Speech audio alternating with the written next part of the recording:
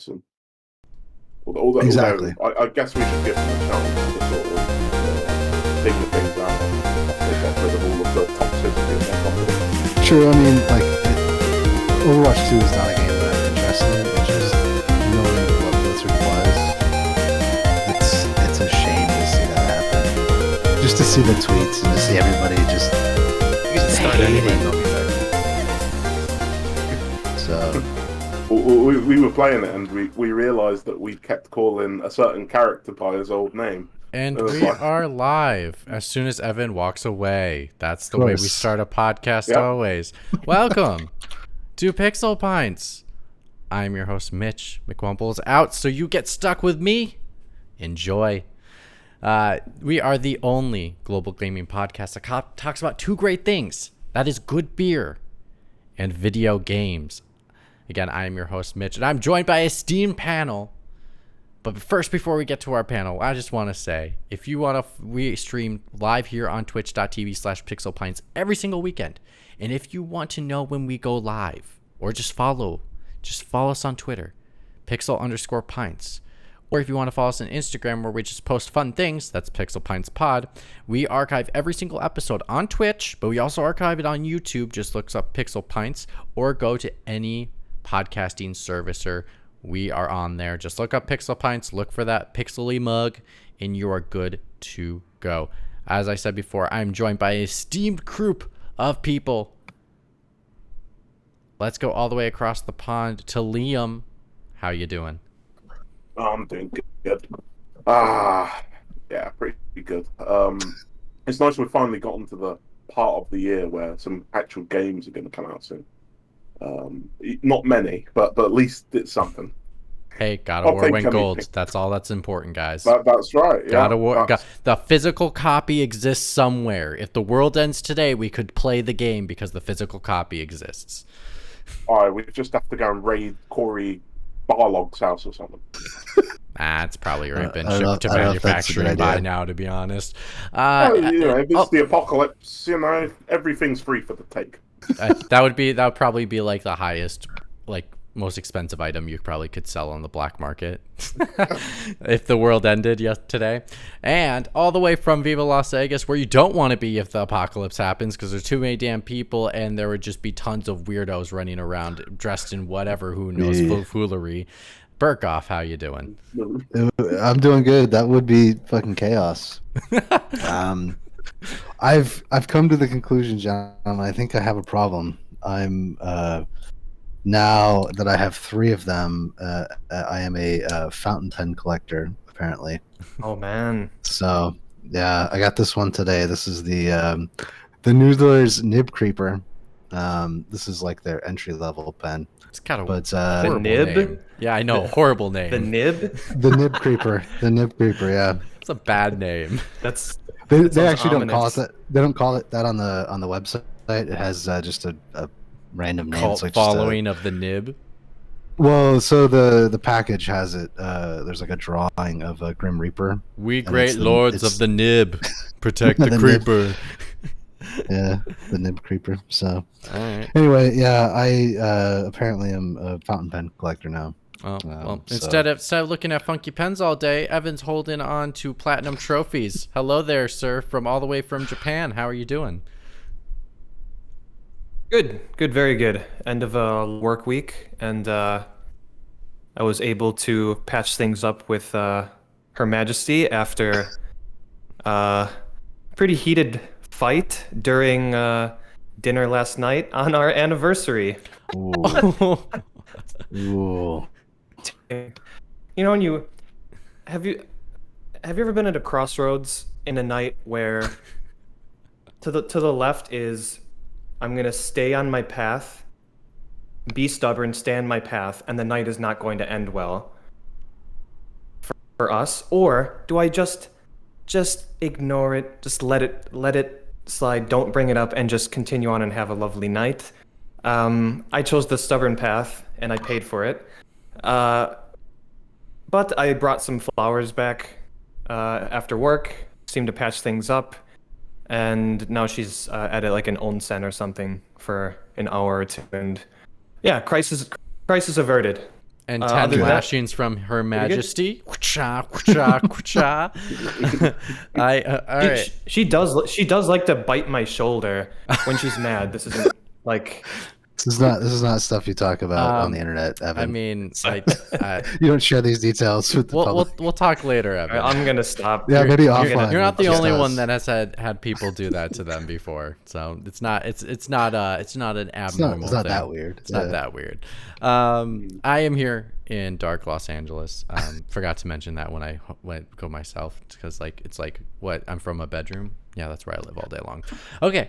Anyway, we talk about two great things, which is good beer and video games. So let's get on to the good beer.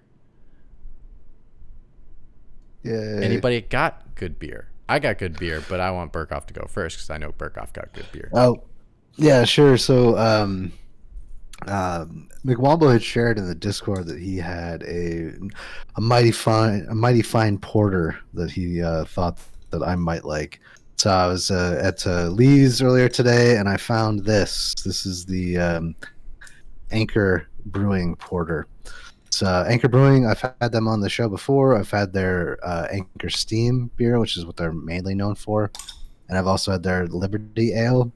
I'm pretty sure I've had the porter before, but I don't really remember it. So that's what I'm having tonight. But yeah, it's 1896, probably the oldest brewery west of the Mississippi. Maybe, well, I don't know. Is Budweiser west of the Mississippi? Mississippi. Yes, it would be west. Yes. All right, so scratch that. It's probably the oldest brewery in California. But yeah, no, it's actually pretty good. It's a good little porter. It's rich and smooth, a little bit creamy. So yeah, that's what I'm in. What's the ABV? Just like a little over 4. I'm not sure. It doesn't. 5.6 is what it says. So a little higher than a normal. I was gonna say, I wonder. I'm guessing traditional porters. Surely they must have been around 4%. Maybe, yeah. You look at like Guinness. Guinness is a stout, and porter's kind of the earlier version of that. Was that like 4.2 maybe? Guinness is like 4.8. Yeah. 4.8, 4.7. Okay. Yeah. I went with. So it's. Oh, sorry. I thought you were done. My bad. Go ahead. Yeah. So it's good, solid porter. I think so. Yeah, I've had a few tonight already, and it's not too rich or thick that you can't have a couple, but it does have some of the I don't want to say chocolatey because it's not really, but it's in that same realm of flavors. Yeah, it's pretty tasty. I like it. I'm going with a Lagunitas. Oh, nice! I love Lagunitas, dude. That'll fuck you up, man. It's a pale ale. They're from California and also Chicago. They say, savor the moment a raging hop character emerges the Imperial. Interesting. That means almost nothing to me in my brain this late at night. I'm trying to find the percentage. I think Lagunitas IPA is like 6.2 or something. I can't find it on the bottle. The sesh beer, man. Yeah, great sesh, which means it gets an Evan sesh pour. Look at that beautiful pour, releasing that carbonation, goes into the glass and not into your stomach. Beautiful. Yeah. So. Oh, this is really good. Holy cow. According to Beer Advocate, it's 6.2. So my memory serves me. Yeah, there you go. Yeah. It's great. It's got great flavor. Holy cow. I'm usually not a big Indian Pale Ale fan, but this one is kind of doing it for me. I think, yeah. It seems like it has more complexity to it than just your standard Pale Ale. There's two sort of big box IPAs in California that I really like. Stone is one of them, and Lagunitas is the other. Yeah, this is great. Yeah. Holy cow. Yeah, I will definitely finish this and drink probably another one another time. I saw Lagunitas that IPA in a show recently. I think it might have been Better Call Saul. Oh, really? But I'm not sure. It was on the table. But speaking of beers that have been on tables and shows, I'm drinking my nice tried and true Kirin Ichiban Shibori, but I recently watched Jordan. Yep, Ichiban Shibors, as we call it here. Shibors. Yeah, how Wisconsin is that? I was going to say Wisconsin that's twang. It's the goats. It's the totes McGoats there, Evan. Yeah, Sheboygan. totes my goats. Man, I've Back been in watching Sheboygan. Dahmer. Been watching Oh Dahmer. my Bad God. PR from Milwaukee. I'll tell you that much. right? But anyways, I mean, unfortunate for Wisconsin, we have was it 2 serial killers that were born in Wisconsin and murdered a bunch of people in Wisconsin. It's like Jeffrey Dahmer and who was the other? And Ed Gein. Yeah. So yeah. we're two. Yeah. We're bad.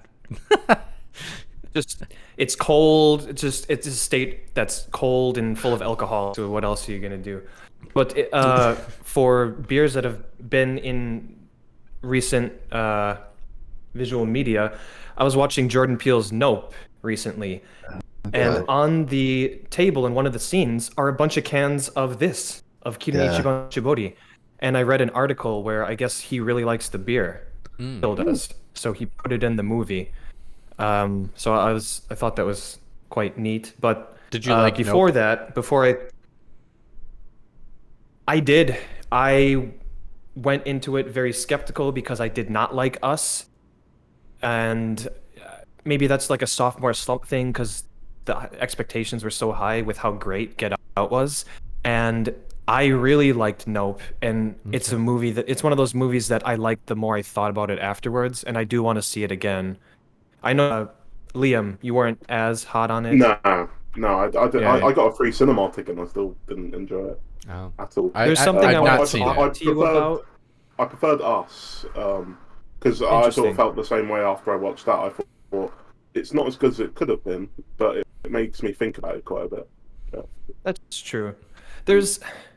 If you take that movie literally, you'll have issues for days because it makes no sense. There's an escalator. It doesn't make sense.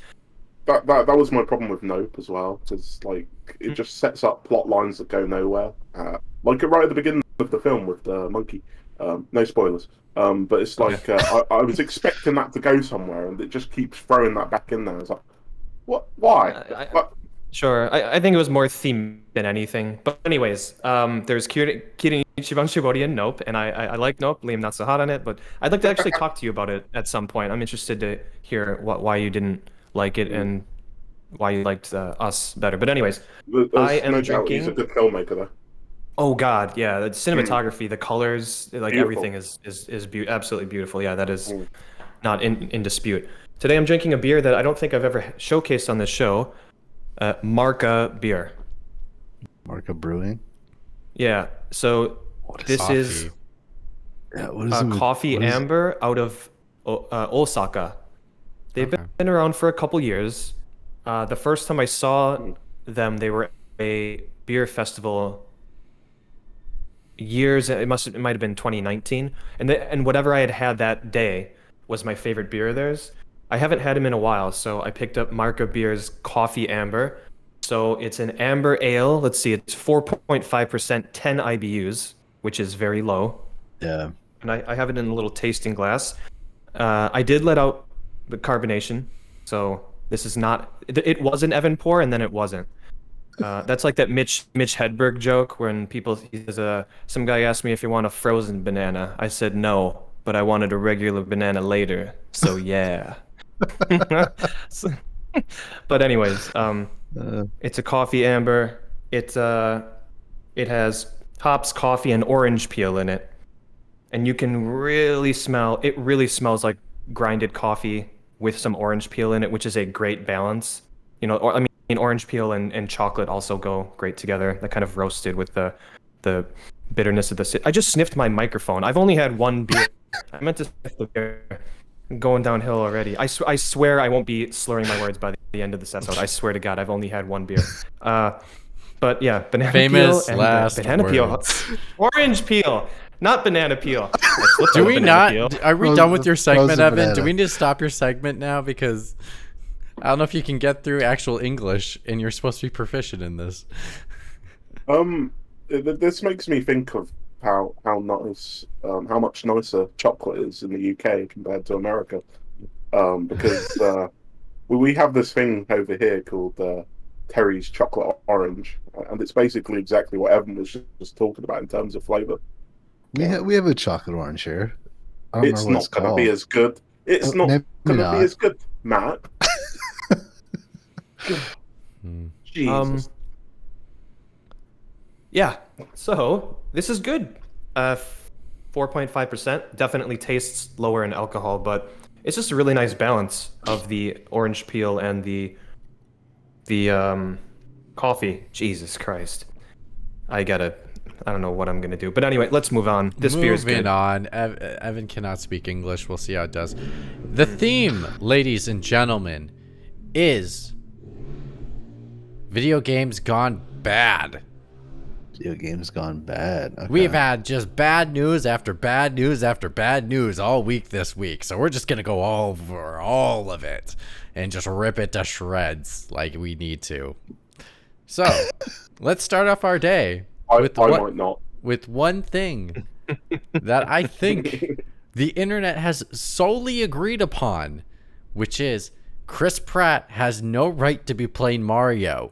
Because the rest of the film is fantastic until Chris Pratt opens his mouth with Mario's voice. When Mario opens his mouth and Chris Pratt's voice comes out.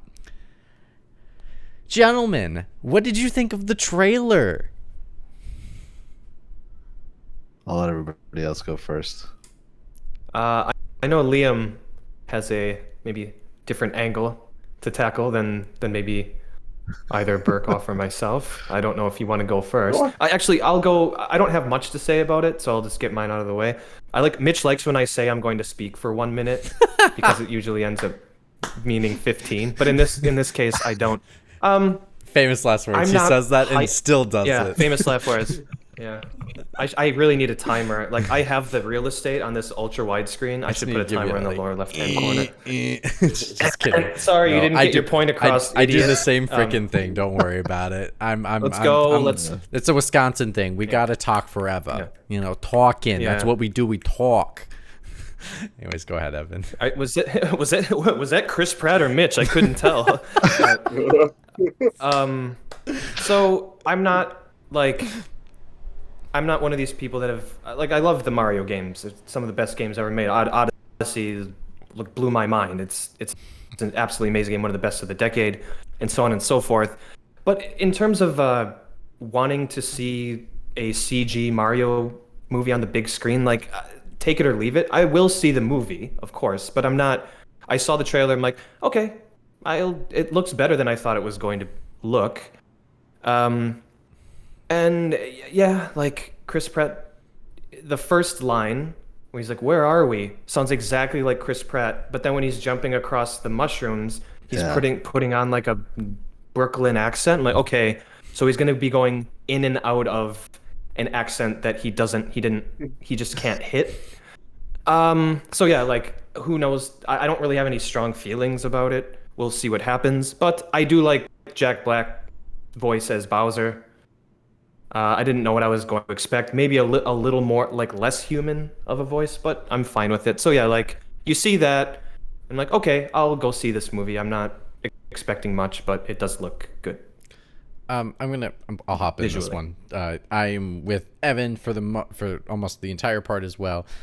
I thought, do I want a Mario movie? I don't really need one. But do I think Illumination Entertainment's a great one to do it? Absolutely. And they proved it with this trailer. I think they did a fantastic job with this trailer. I think that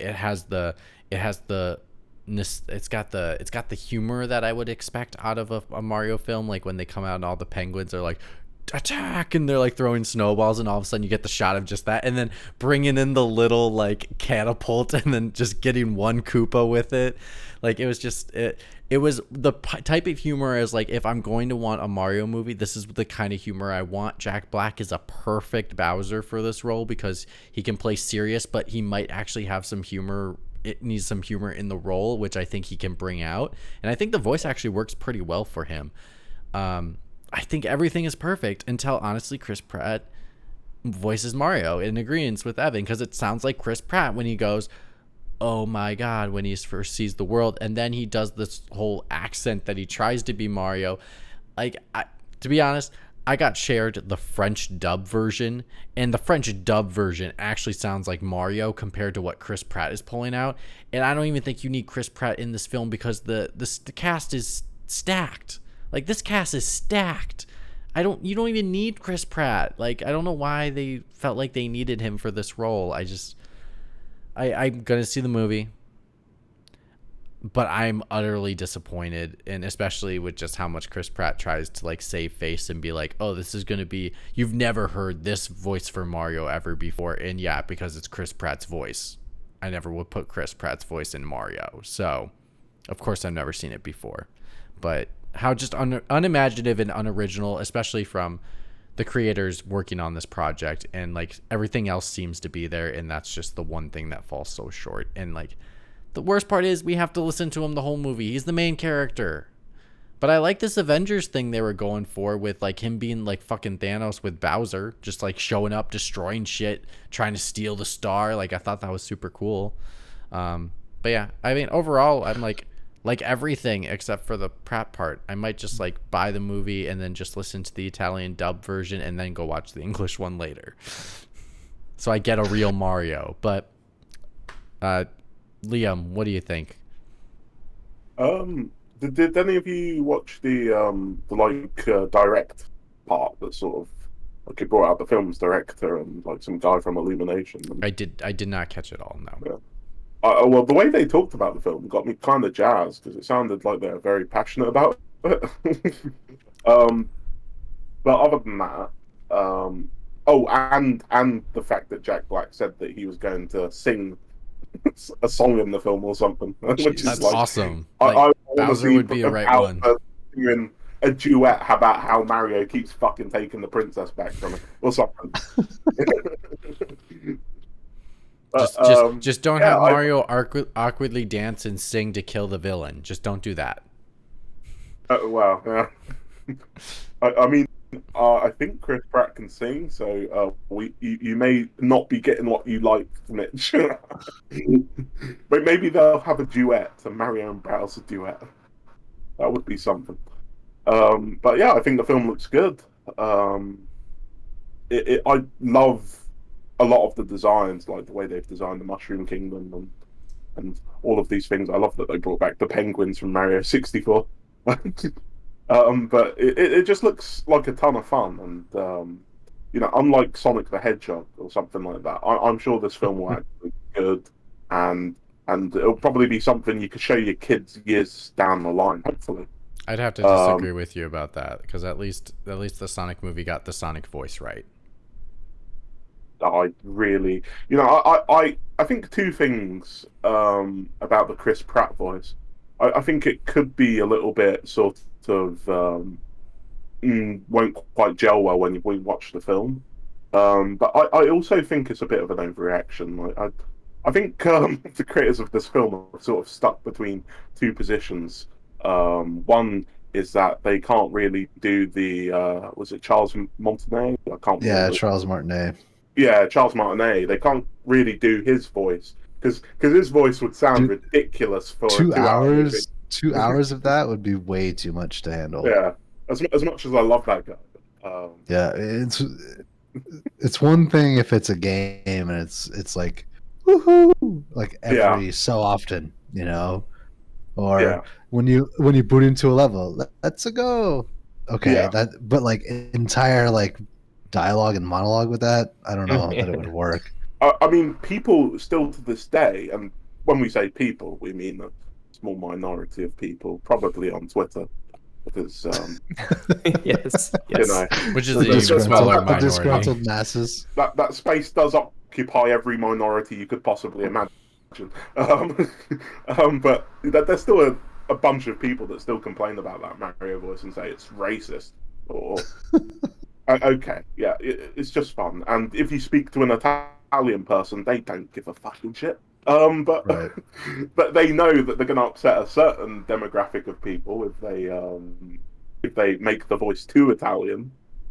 I think Chris Pratt is a good sort of middle ground, really. Hopefully, he gets some consistency with the accent in the film.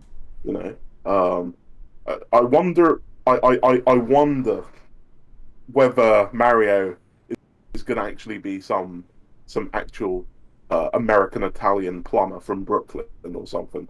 Because good lord, that would be interesting. I don't know how I feel about that.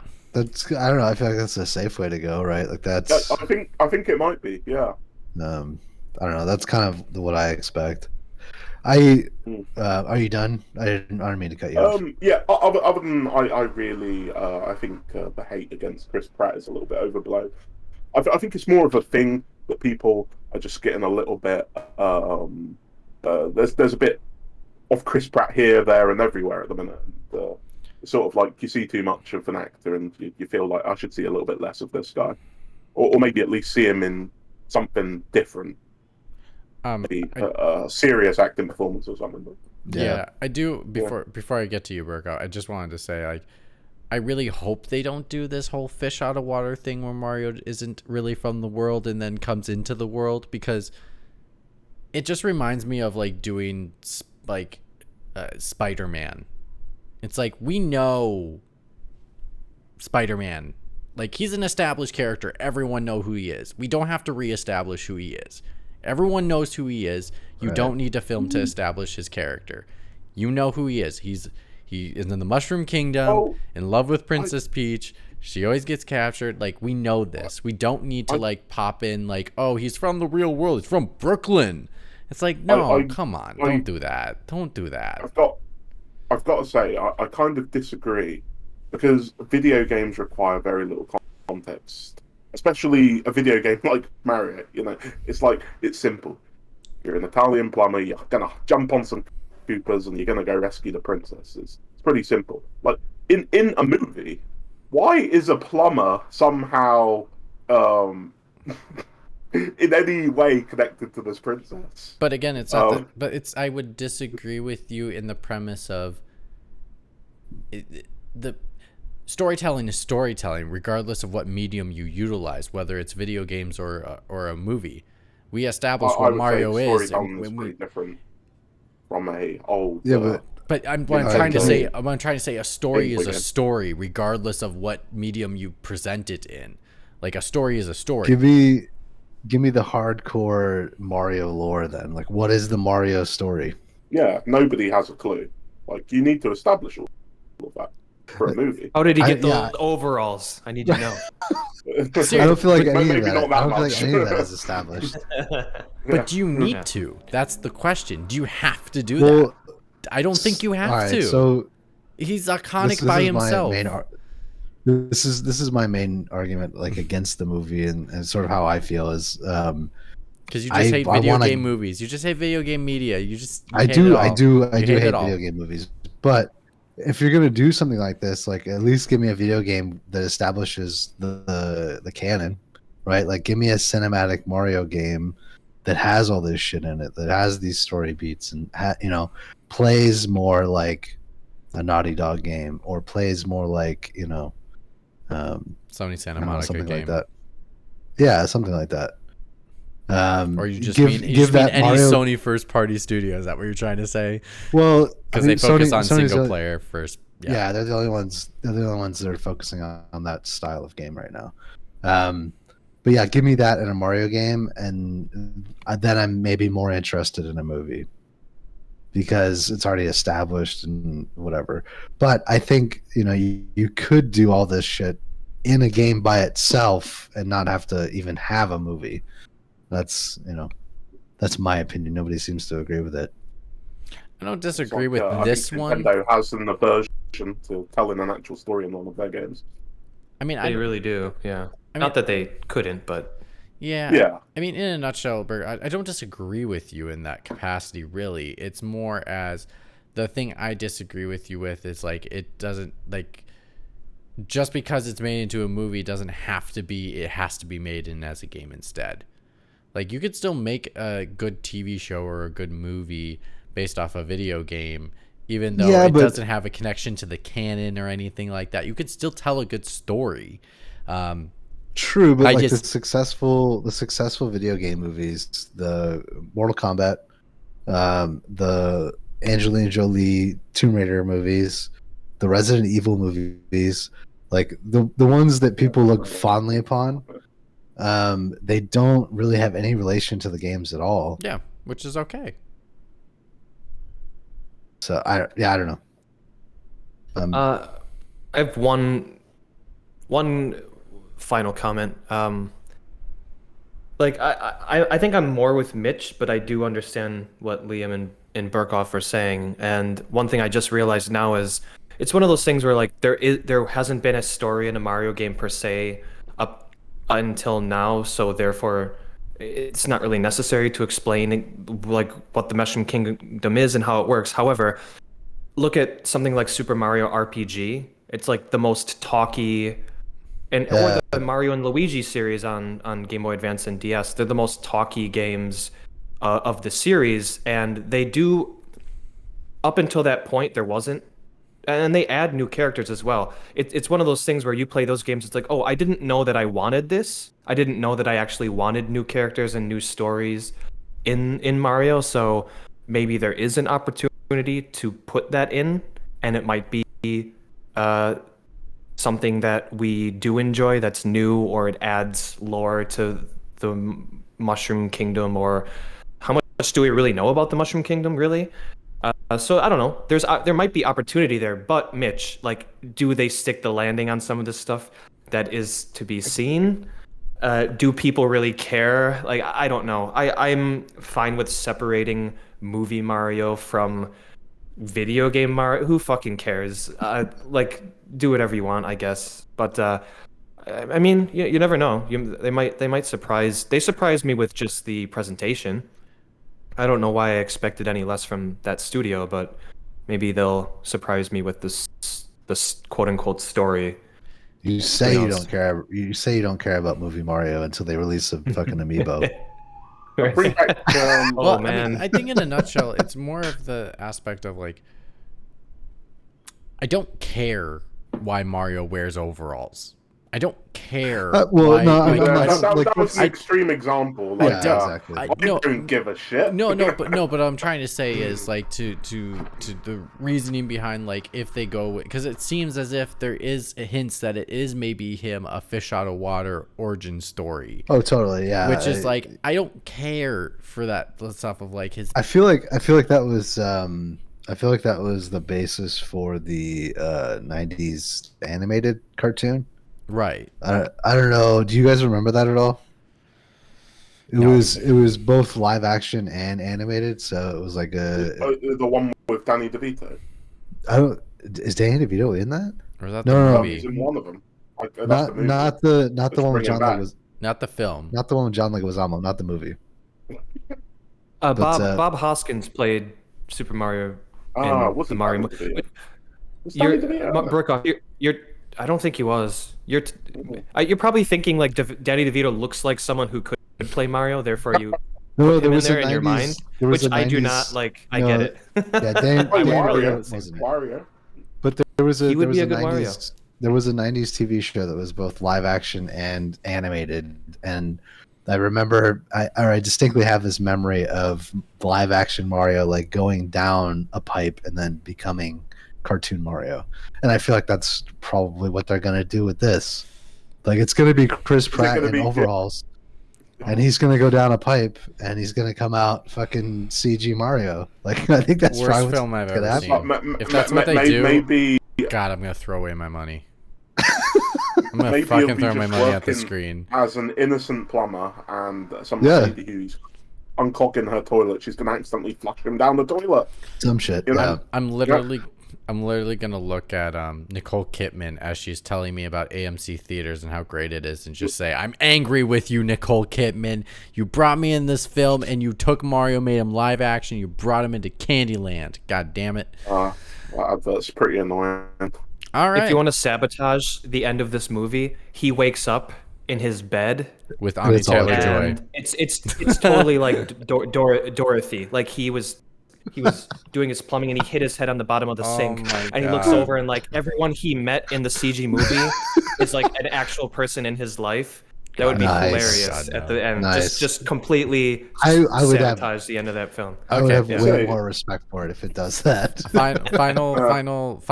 Anya Taylor-Joy would make a good live-action Princess Peach. I mean, she's great. She's great for the choice of Princess Peach in general. I think she's a great choice. See, that's my problem, is all the rest of the cast are excellent choices.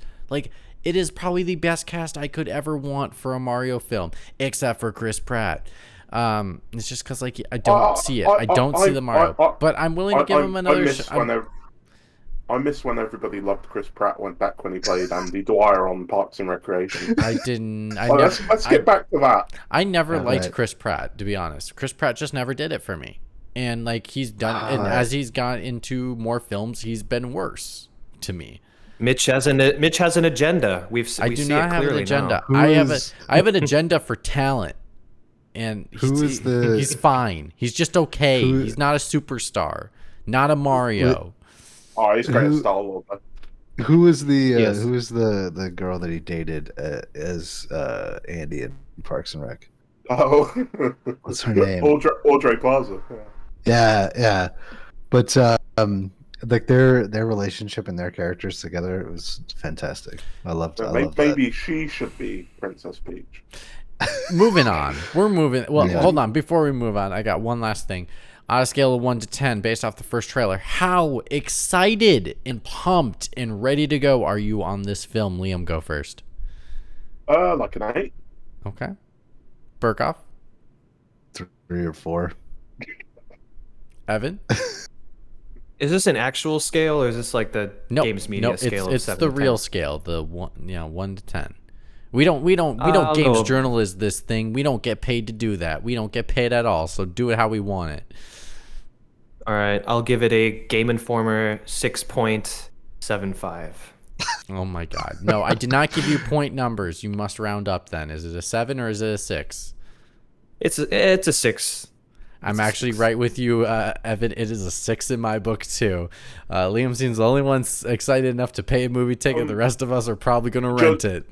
Just saying, when the Sonic film, I'm not paying for that. When the Sonic film got announced, and I'm talking like with the horrible, disgusting Sonic, I would have probably said a 10 for that, because my excitement for films isn't always because I think it'll be good. I think I'll go in the cinema and I'll fucking enjoy it. Well, I guess in our minds, our hopes and dreams is that the internet will be mad enough to make them change voice actors like Sonic changed character models. Moving on. That's a great transition. They're gonna replace. Moving on. I want to see the original Sonic film where he looked disgusting. Speaking of traffic jams, we had one on Overwatch 2 where people could not play the game for almost 2 whole days. Not only that, we have tons more to speak about, including things like how the loot box system was, not the loot box system, how the game, oh shoot, what do you call it? It's not the Game Pass, it's the Battle Pass. How the Battle Pass, it will take you 30 weeks to earn instead of just spending money on your characters and cosmetics and all that fun stuff. Not only that, was that they had to change back policies because they would not let you use your phone number if you had a Google Fi, which I have a Google Fi carrier, or other servicers, because they wanted to sell your data. What is going on with Overwatch, people? Not only Overwatch, what's going on with Blizzard? Liam, what's wrong with Blizzard? What's going on here? Isn't Microsoft supposed to fix this? Microsoft doesn't own them yet, Mitch. I know. I'm trying. I'm saying you. I'm setting you up to knock it down, sir. Okay. It's like easy. It's a layup. Basketball layups. I would say in the most harsh way possible that Blizzard is a shadow of its former self. But too harsh. Not at all. This game, Dude, right for the throat. That's brutal. Yeah, it discombobulates me. I've been trying to play it for the past 2 days and haven't been having a good time. I couldn't get in at all 2 nights ago.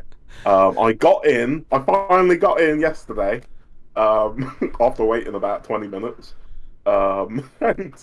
And once I got in, I was like, yeah, it's all good now, and could not find a fucking game to save my life. I did get like a couple of games in, and I did notice that the progression was very slow. Like I didn't even get to level 2. Usually level 2 is supposed to be a piece of piss, you know. But no, I don't think I even got halfway. You know, from 2 games where I did reasonably well. Yeah, but I am just confused and annoyed and a little bit discombobulated by a lot of the decisions they've made with this game.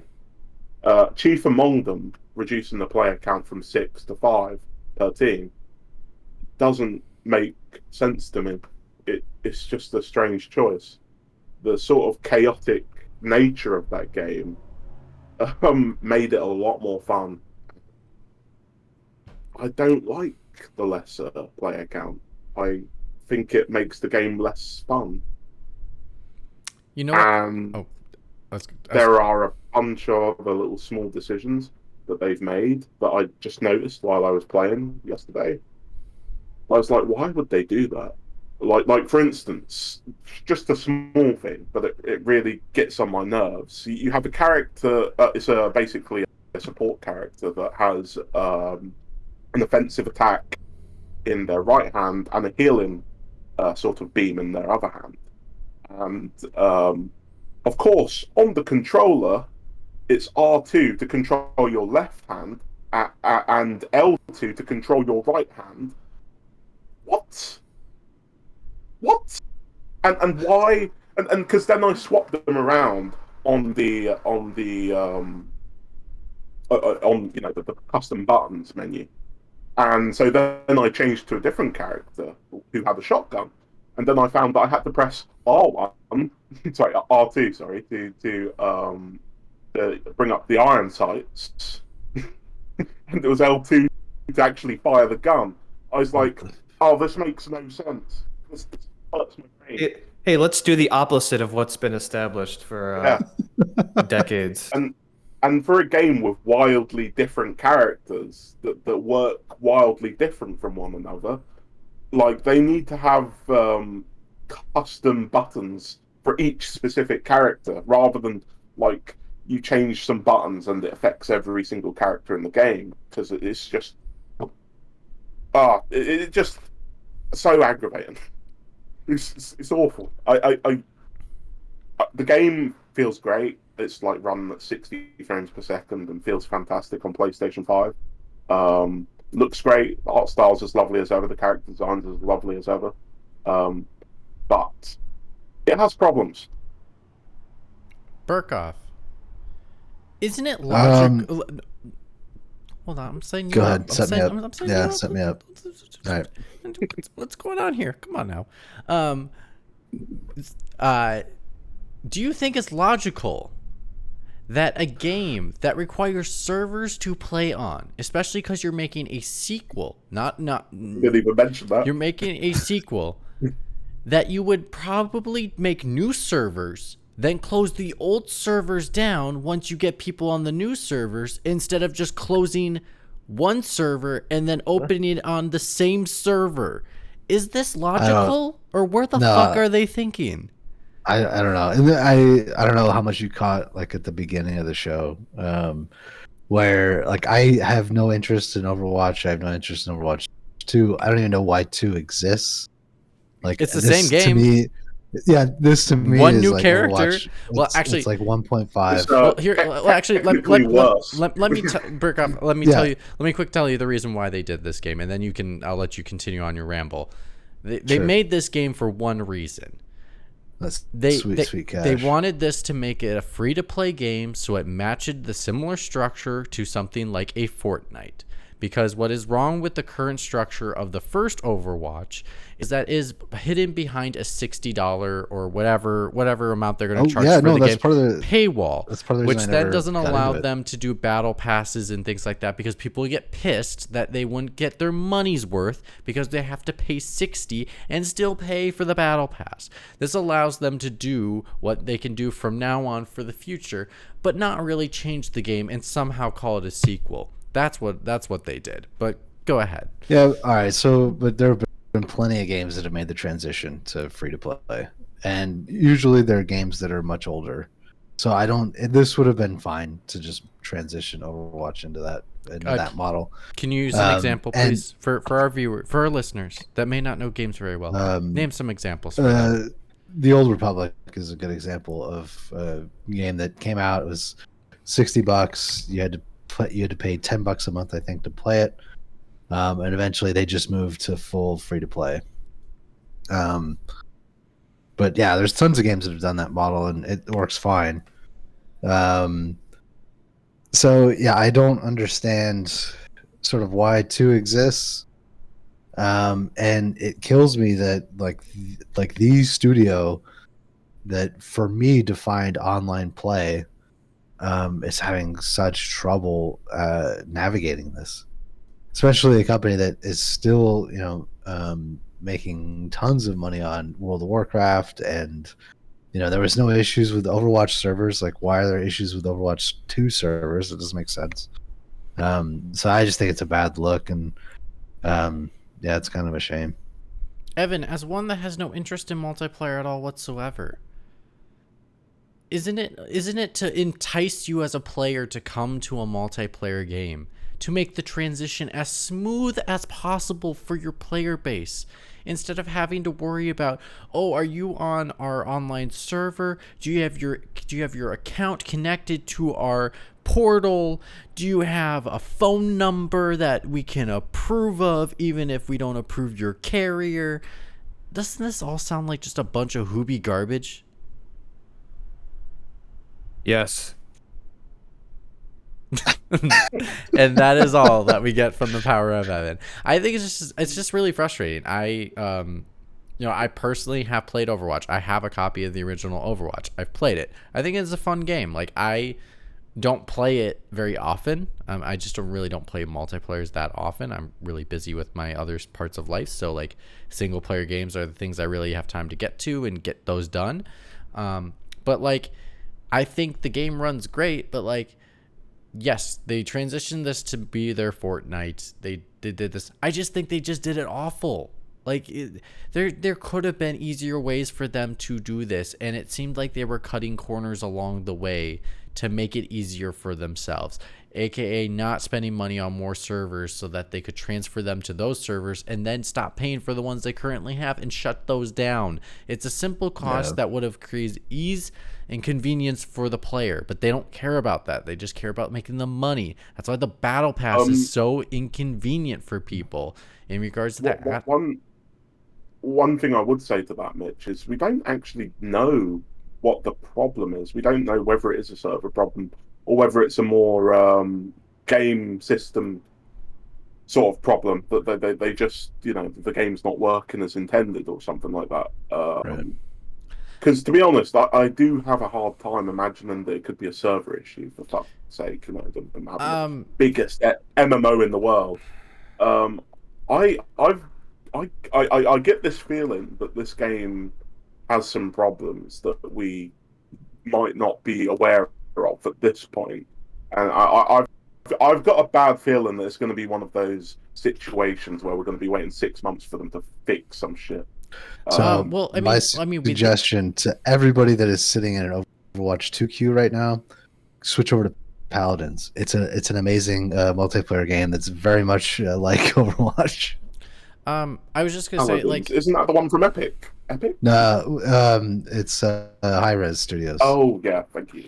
Yeah. I mean, to answer your question, could there? Yes, but I do think at the same time they do test on servers, and so the way the situation sounds like, the way that the players were queued up, it sounded more like a server issue, which that is, it's either a host issue or a server issue. With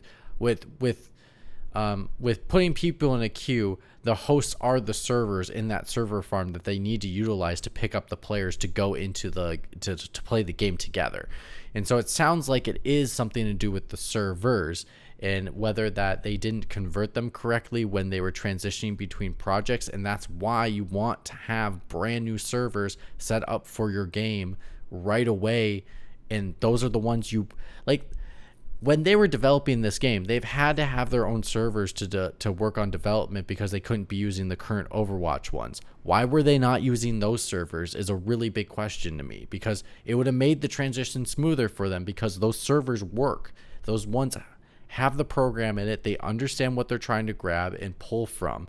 Like, these are two different games technically in a sense of like structure. So that's the only reason why I do think it is a server problem, but there could be something embedded in the code of the game that caused a server issue. But like the root cause is they could have solved this problem. Like, it is solvable, and they just didn't. They just chose to do this other route, because what other game has came out and shut down a server and then put them all the next game on the same server? Why do they not do that? Because it causes problems. Especially when they try to do it within a roll of a 24-hour period. Things go wrong so quickly, especially with any kind of software design. Things can go so wrong so quickly, and it is very hard sometimes to find an issue when it is so either a minor or major. It is very hard to sometimes find an issue, and I just think they set themselves up to fail by not having servers ready to go that were keen with Overwatch 2 and not trying to flip over in 24 hours. It's just not convenient. I suppose that we could always speculate for days, right? Absolutely. Until we actually know what happened. But it's possible that maybe somebody discovered, a vulnerability like really early on, and they're like, no, we can't do this. We have to move. And the only way that they knew to do it in a secure manner was to, move to an already running server or something. So like, who knows who made the decision, or like what the circumstances were. I just think they're just making really weird false steps constantly, and it's like it's a shame that Blizzard is going through this. Really... And I think it's also really strange that of all, like, this is not the first Fortnite style structure game out in the world right now. There's tons of them, and like, they're making simple mistakes that every other company learned from 3 years ago. Like, they want your phone number so they can sell your data. What the hell is that all about? We all know that no one likes that. That is not pro-consumer. Mitch, they don't want your phone data to sell your data. I don't think there's anything in there that basically says they can do that. That they want your phone data so they can authenticate whether you basically, it's a way to stop people from cheating and creating multiple accounts and basically doing this thing called what do they call it? It's basically where you're a very good player of the game, but you use basically use a low level account to basically get yourself stuck in God's sake, in easy service, basically. No, I totally get it. It's not just the data; it is also that too. It's just to me, it's just a case of them getting in their own way with taking like such a stupid route to deal with that problem. It's a problem that's existed in Overwatch 1 for years, and it's like you're trying to sell people on this new game, and then you're throwing this at them, and expecting them to deal with it. I mean, I dealt with it, so my frustration. Well, my frustration is the issue is one of the cell carriers they decide not to disallow. Now they're changing their mind. Good for them to make the change, but still in the beginning of this process, Google Fi. What are you talking about? Google is one of the biggest companies in the world. I use their cellular service for over 5 years now. Like, how do you not include those? Like, it just makes no sense to me of excluding people that are Google Fi customers. It makes no sense. So it's just it's that, and then it's also the battle pass.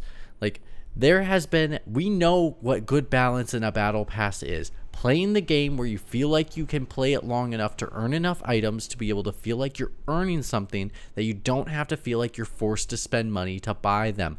But you are working enough where that if you wanted the item, there is the convenience to buy the item. The way this battle pass structure is awful.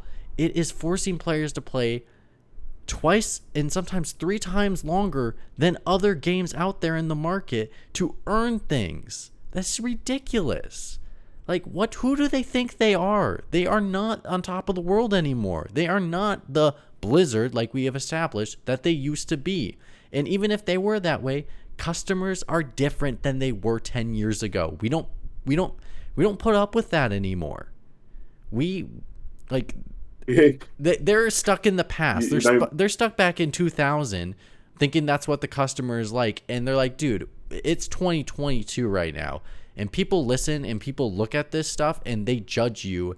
And who knows? Like, I'm curious on what the player base will be in the next, year or two from now. Are people going to stop playing this game because of all this ridiculous stuff that's happening? No, I think it will. And they'll improve it. But I think it will turn off players. Not all. I don't think it's going to shut down tomorrow. But I do think they will be losing players with this mess for sure. I mean, and losing potential new players with this mess. I mean, if they can't get this shit straightened out before. I don't know, before Call of Duty comes out, really, it's just like that's going to suck all of the sort of attention out of them. And this, I mean, this was their window. This was a good window for them too to launch it. I thought the whole point of the because they originally wanted to release this next year along with all of the new more cooperative player v enemy stuff. That's new, but they decided to release it early, basically get everybody playing Overwatch 2 before they put all of the new content in. I think that was a smart decision. Obviously, it wasn't, if we're going to deal with all this mess. Right. I just want to say, part of me thinks that Blizzard probably knows that their Battle Pass is ridiculous. But I just imagine Bobby Kotick walking into their office with a cigar in his mouth and going, well, where are the loot boxes? And thanks, Phil Spencer, for any loot boxes in. I've never bought a battle pass, but I bought loot boxes. And you know what he'll say? He'll say, "Thank God, Phil Spencer, for my golden parachute." Smoke his cigar, walk away. Final question for everyone before we move on, because we got to move on to the next topic.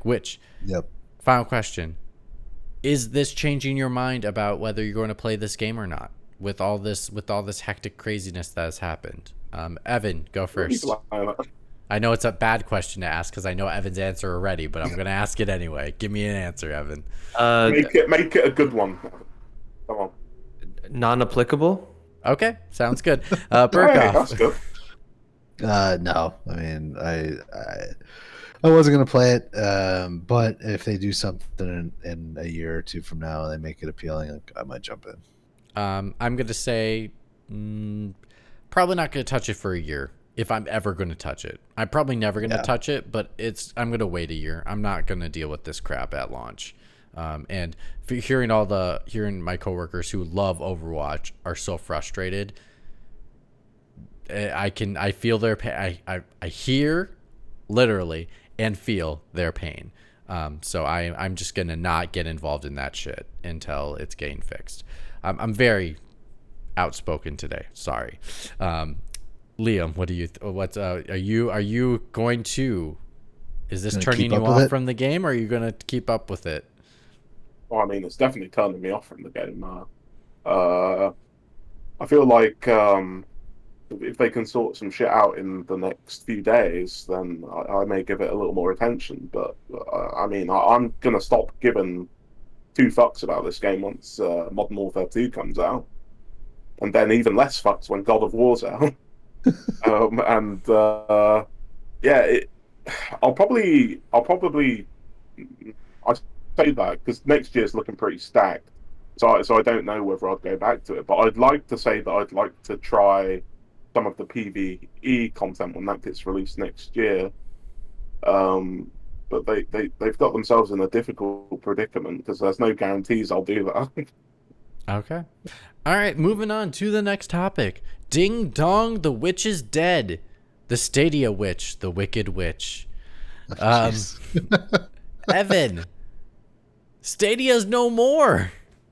They're shutting it down. It's only been 3.5 years or so since they launched the darn thing. Oh, sorry, since they soft launched it, because they never did their real launch yet, because Google decided to like cut the cord slowly and surely. It was like old Yeller slowly, like, you know, dying away, and then you just have to take old Yeller in the back and just knock it out. So, Evan, is the games industry better for having Google Stadia out of its life? And is it a warning for Amazon with Luna?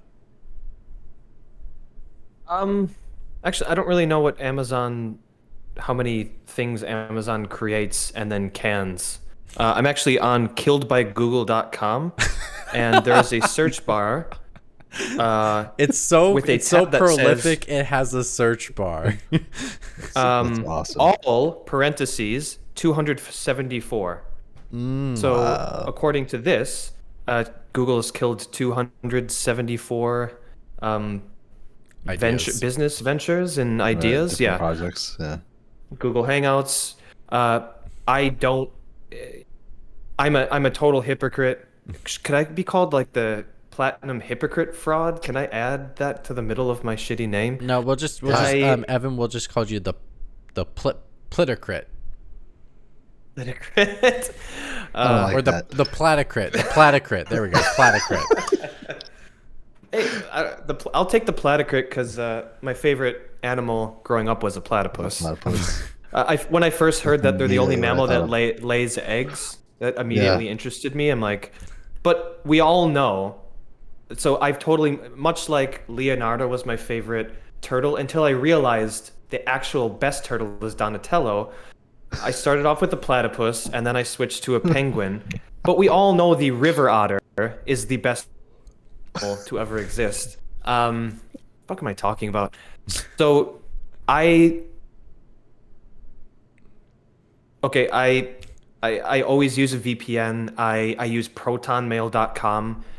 I decided one day that I don't want any of my data monitored, but everything I use is an Apple product, so they have all of my shit, which is why I said I'm a hypocrite. I have an Apple Watch where they actually know where I am at all times, so like, why do I care about Google? I know Matt's laughing because he's told me in the past, like, dude, no one cares, man. You are a drop in the ocean. No one cares. And a lot of the information they have on you is completely wrong. Innocuous, like you see some of the targeted ads. It's like, oh, I'm so happy that you have no idea who I am. It just reminds me of the South Park episode where it's like, did you read the agreement terms? It's so good. It is such a good episode. And it's like, don't you Scroll read it to the bottom? Don't you read it? No. Your firstborn child. God and all that damn it! It didn't read. Yeah. It didn't read. But to answer your question, yes, I'm happy that Google is out of this. Is competition good? Yes.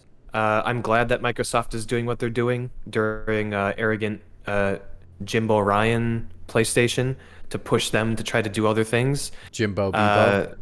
Jimbo Bebo. Man, the way that guy holds a controller, I get so dripping wet.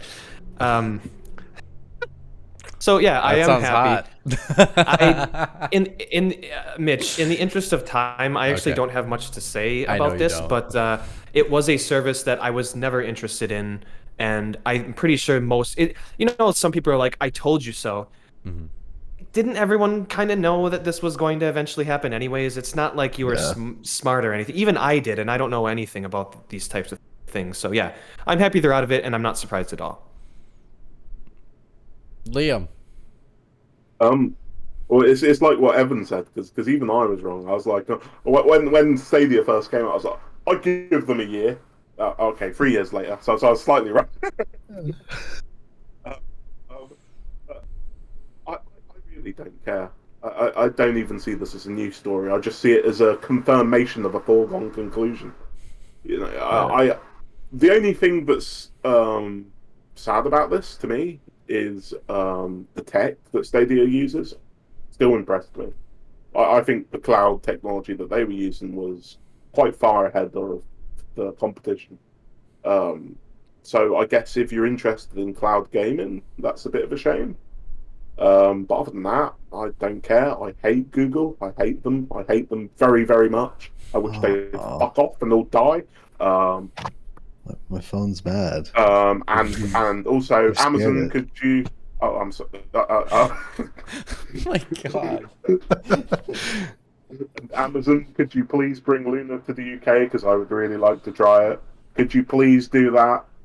It's been over a year. I'm fed up of waiting. I want to try it.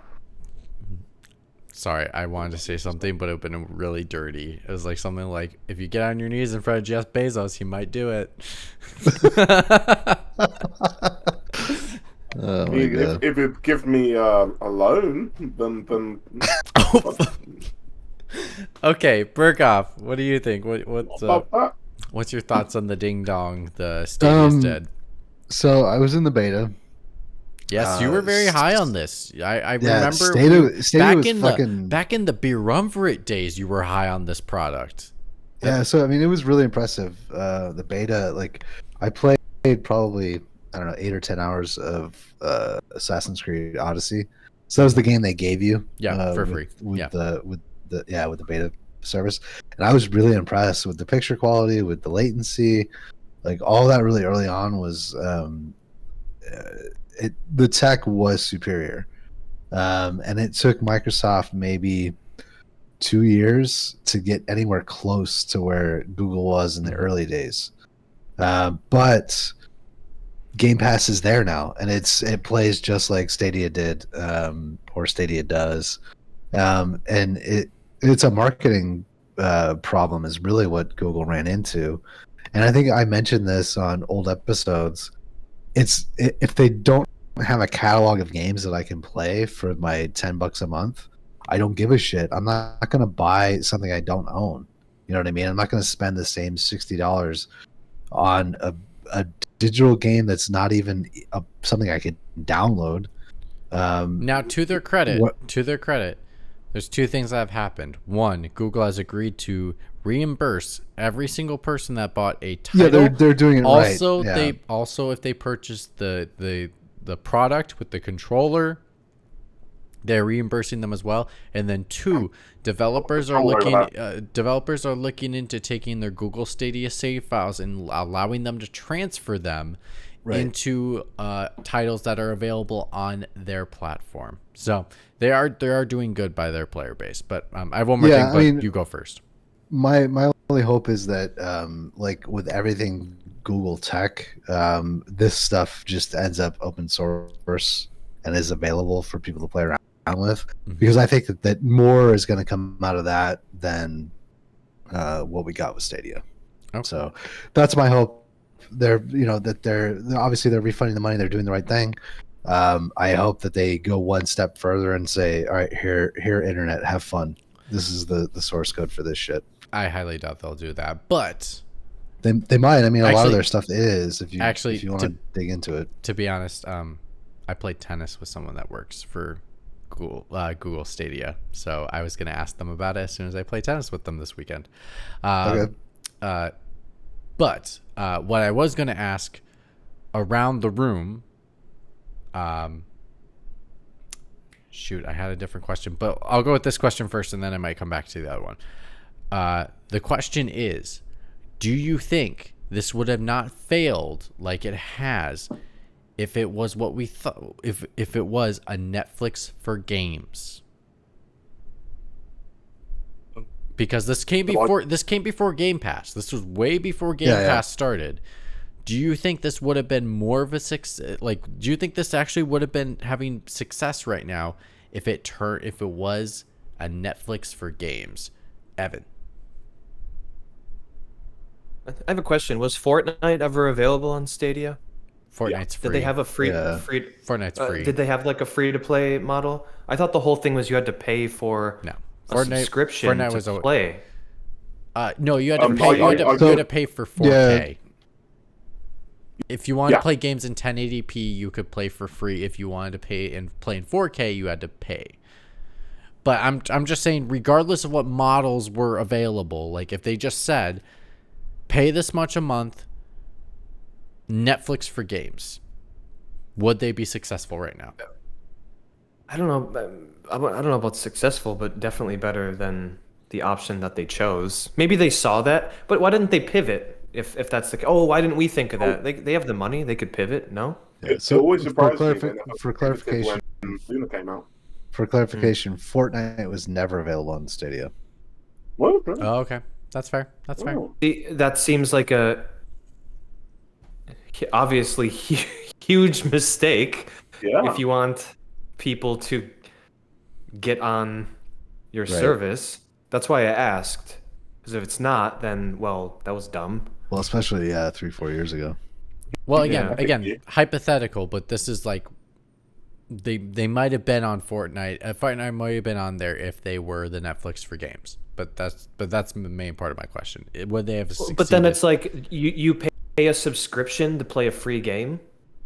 What? Well, Like not fuck just. that. Well, I'm well, saying would it- it- yeah, we're what if that- talking about no, but more it- than just that, though, Evan. We're talking about like if you paid a subscription a month and you were getting Odyssey right now or getting Valhalla right now to be able to play, because I can get Valhalla right now on my PS5 with my one higher PlayStation tier subscription is available for me to play right now for free. I am paying for it, but like if Google Stadia offered that right now with a bunch of other titles like Game Pass is doing, would they be successful right now? I was gonna say like Game Pass because I can play all the Yakuza games right now, 1 through 6, Yeah, 1 yeah. through 7. I mean, I think if they could go back and do it that way, they totally would. Google can absorb the initial cost and just like entice everyone with a nice lineup of free games. I would imagine that's what I would hope that's what they would do if they could go back in time. And maybe it's still around now. I don't know, but yeah. Liam, Better what do you idea. think? I don't think Google Stadia ever had any much chance of being successful. Sure, they could have been a little more successful, but I don't. The problem with Stadia was one, Google, and two, Phil Harrison. Like they hired that fucking idiot to That's true. do things. I am sick and tired of seeing this guy. Like, if anybody else in the industry hires him, I swear to God, like, have we not learnt our lessons yet? Like, No, clearly what the we fuck haven't. going on? No, we clearly haven't. Did you hear the stories of this fucking moron, like passing on Kojima's game? Like, oh, if you don't like the look of the game, that's fine, but it's fucking Kojima. That name comes with cachet, and you need that cachet. Like, this is some big brain, stupid energy from Phil Harrison, and you know, we're talking about a company that Google just fucking throws money at, and these fucking fuckwits still can't figure out a damn thing. This thing was always going to fail because the people in charge were absolute idiots. That's my perspective, anyway. I think Phil Harrison might be moving on to the Intellivision Amico next. Not my question. That wasn't my question, Burkoff. Answer my freaking question. Come on now. Honestly, they could have. It would have survived if it was a competitor with Game Pass and had like a Netflix of games. And honestly, because if it was $10 and I could stream games and play streaming that way, and there's like a library of games, I probably would have stuck with Stadia. But they messed up early on with the marketing and trying to sell this non-console to everybody. Like, what the fuck are you doing? Like, nobody cares. Don't do any of that. Just make it work with controllers that we have, and it's the service that I pay $10 a month for, and I have access to 100 games. That's all they needed to do, and I think they would have been successful if they had done that, but they didn't. I agree with you 100%. For the most part, I think they're fine selling their own controller. But I do agree. I think they actually probably would have had a better shot at succeeding in a way Microsoft has been succeeding with Game Pass. I think they probably would have been in position to buy people like Activision, or positions to buy those other companies, and be in the position Microsoft is in right now, where they have a bunch of studios. Doesn't mean that agree, and I don't know if the output is going to be as good, because these studios are being sold for a reason. They're not doing so hot like they usually do. Like, they are still doing well, but they're not doing as well as they used to do. Here's the irony. So Game Pass got really good, especially streaming on like a desktop, or when I stream on the Steam Deck. It got really good when they integrated with Edge. And Edge is based on the Chromium. It's based on Chrome source code. Yep. That's so like that's the fucking irony, is like Microsoft figured it out. Like they used Google Tech to do it. Like, yeah, it's a thing, but yeah, it's Google Stadia had a shot. They just they fumbled the ball before they even handed it off. In using a football term. Final story, gentlemen. Final. Last one. Last call. Actually, you know what? We should be calling. It is kind of last call, though. I was gonna say, Berghoff, we honestly should be calling one of our like, you know, when we get to like the last round of like either the ending of the topic or whatever, we should be calling it last call. Why aren't we doing that? I don't know. It's been 3 years. McWomble. We need more beer terminology. Yeah. McWomble. Consider last call and help us out on how we should implement it for future podcast episodes. Anyway, last call, gentlemen. The ships were moving, and somehow they have crashed ashore, but yet they're still coming. And that Skull and Bones? Skull and Bones. Skull and Bones has been delayed. After they got this giant announcement about how good the game is going to be, it's ready to go. It's going to be here. It's ready. And then as soon as like we get that announcement like 3 weeks ago, it gets delayed. Weird, huh? It's very strange when a game gets delayed that soon when after they announce, because most of the time they would just not announce it. They would wait and announce the new date instead, which is very strange. So like, I'm really curious on what happened there. But Evan, are you ready to wait longer to do your ship scurvies? Skull and Bones, more like dull and groans. Okay, this episode is not complete without Evan making a joke like that. So I will give him a golf clap. I remember, dude, this game has been in production for so long. I remember when kind of friend of the show, or at least tangentially related, Vin Hill, who works at Ubisoft Montreal, when he lived in Japan, and since living in Japan, he's gone on to move to the States and Canada. He visited Ubisoft Singapore to see this game. Right. And I talked to him about it over beers when he lived in Japan. The guy's married. Like, who knows what this guy has done since. It's so old that me talking to Vin about his visit to Singapore seems like ages ago. It's just like the game that won't die, but like Ubisoft won't bury it. I'd love for a report to come out to see like how much money this game will end up ultimately costing. Maybe not that much. Like, I don't know, but it's just, I'm guessing the initial vision, it just changed so much that the game kept evolving, or maybe progressing, expanding the ideas, pulling back, expanding, pulling out. Like, I don't know, but as much as I like Black Flag, I played that game a million years ago, and I'm just not interested anymore. If it succeeds, that's fine. Okay, here's another interesting thing. What was the most recent not reveal? who knows how many times they've revealed this game, but they showed like interviews from insiders that have been playing the beta. Do you remember them? Was this in the Ubisoft Forward, right?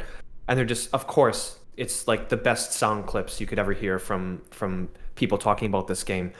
And then they delay it and say like upon like further playing and what we've heard from our testers, we're going to play. I'm like, what about those people that were like praising it? Like obviously that was total bullshit. Paid Otherwise shills, you wouldn't have played it. Yeah. Which is not surprising because you have your marketing mouth and the actuality. Who knows if those people actually played the fucking game? But yeah, I don't know. It's the game that will not die, but is still coming out for some reason. We'll see what happens. I guess. So Evan, I must tell you, we have a special guest speaking in the chat, stating, Oh shit. multiple questions to you. Are you ready? Speed round. Here we go.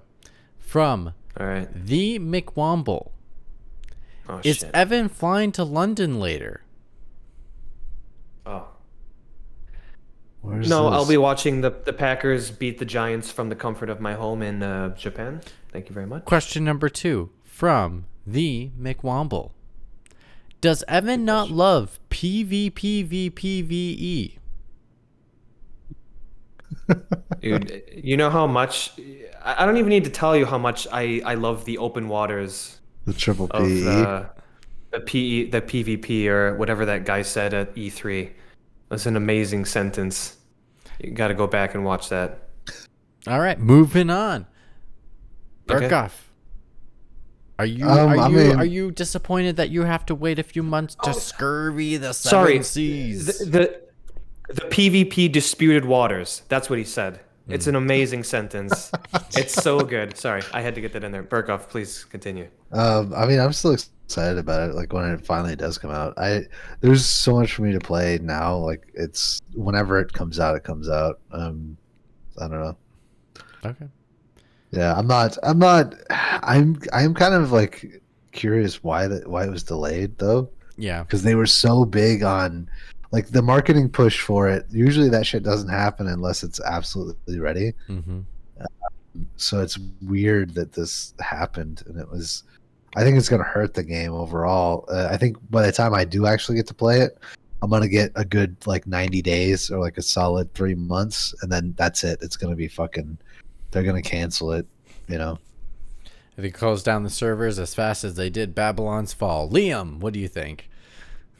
I think this game's going to be a disaster. I have no faith in it. I think it's going to cyberpunk the industry again. Cyberpunked Ashton Kutcher, anyone? Right. Kutcher? Kutcher? The reason this game hasn't come out, is coming out when it's coming out, and the reason it hadn't come out is because it's a disaster. One, they can't cancel it because they already got a bunch of money paid to them by the Singapore government to make it. They have to release it by the end of this next fiscal year because that was the terms they agreed to with the Singapore government. Interesting. I didn't know about all this. This game has disaster waiting to happen written all over it. I know for a fact that this game was a lot more elaborate in the way it was built at one particular time. Like it literally, I think they sort of pivoted because people were complaining and tried to make it into more of you could actually play as a pirate, from a third-person view, and then get on your ship and steer the ship and things like that. A bit more like Assassin's Creed, but they had to cut all of that stuff because it just required an absolute ton more work, and they wouldn't be able to release the game on time.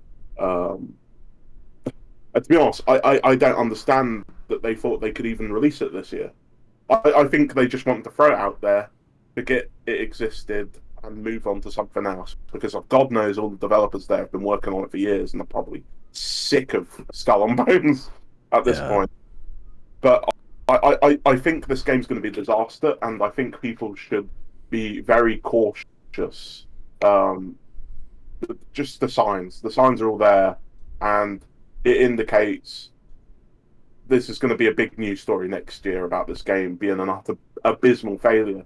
And I thought that Evan bringing up those those people testing the game, and they're talking about, oh yeah, it's great. I think that is another sign that you should stay far away from this game, because when the publisher feels the need to do something like that, signs are it's probably a complete and utter mess behind the scenes. Not to mention delaying the game at like pretty close to the last moment before they would essentially get the master copy. They decided we can't release this shit. We could probably get lawsuits because of how broken it is. That's my perspective.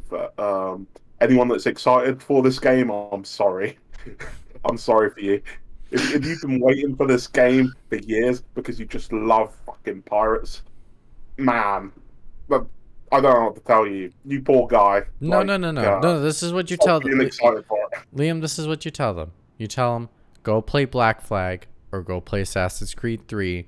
That's your pirate. That's your game. That's your game. This poor fucker over here. He's on his 7th playthrough of Black Flag. He's played Rogue 5 times. He's aching for that pirate shit. He's just this poor guy. From he's like, what am I gonna play? From the chat, Liam. Liam, that's exactly where I'm at, dude. From the chat, spoken from the McWomble, God Liam.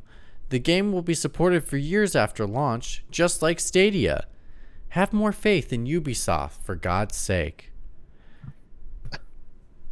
Thank you for listening to Pixel Pints and listening to our disaster stories all day today. It's been wonderful. If you like this, we stream live here at twitch.tv/pixelpints every single weekend. If you want to know when we go live, you follow us on Twitter at pixel_pints. Or if you want to follow us on Instagram where we do fun things, go to Pixel Pints Pod on Instagram. We archive every single episode here on twitch.tv/pixelpints, but also do it on YouTube where you just look up Pixel Pints or any podcasting service around the globe. We are the only game podcast that talks about good beer and video games, and we enjoy that you guys came out to listen to us. No Beers sponsor us, and we do tell you to please drink responsibly.